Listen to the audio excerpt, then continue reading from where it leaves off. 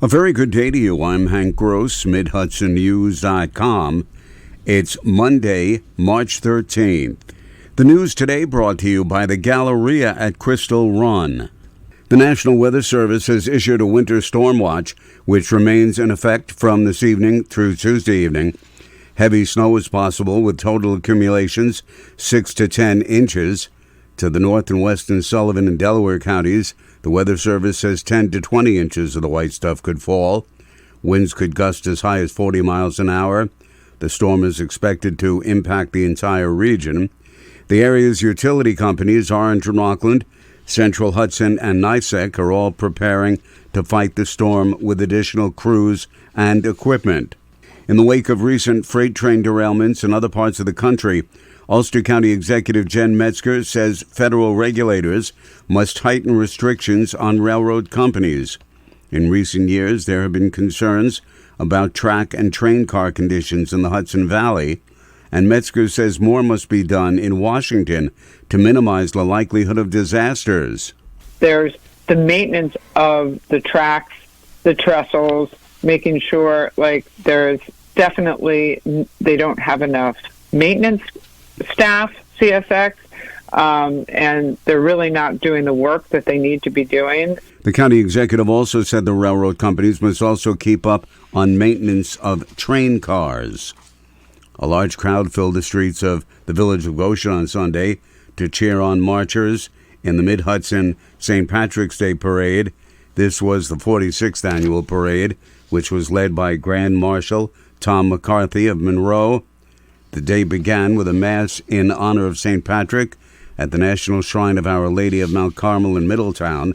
Then Grand Marshal McCarthy hosted a brunch at the Middletown Elks before parade goers and marchers assembled in Goshen.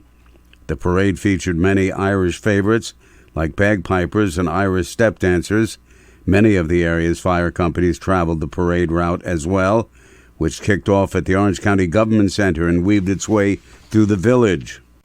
Spring is just around the corner, and so is the Easter Bunny. He's hopping by the Galleria at Crystal Run, arriving Friday, March 17th, and he'll stay until it's time to deliver all those decorated eggs and yummy chocolates. Get your picture taken with Mr. Peter Cottontail. Children, families, even pets are welcome.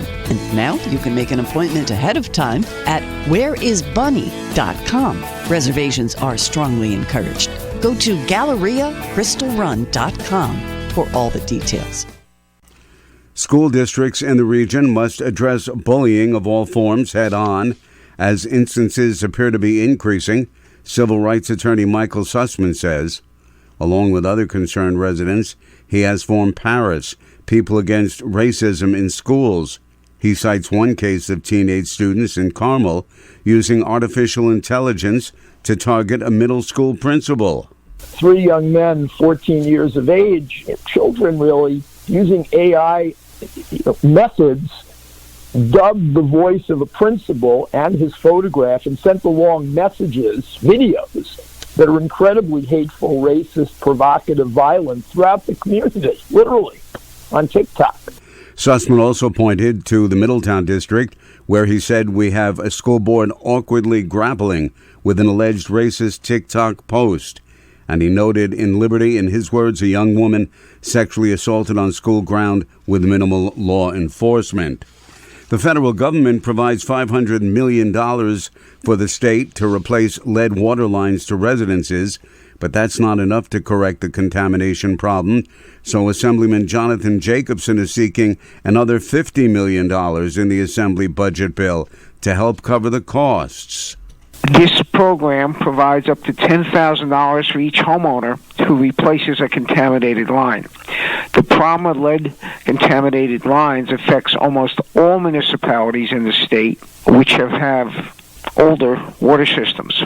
Lead service lines pose one of the greatest threats to New York's drinking water, says Rob Hayes, Director of Clean Water with Environmental Advocates New York. I'm Hank Gross, MidHudsonNews.com. The news today brought to you by the Galleria at Crystal Run.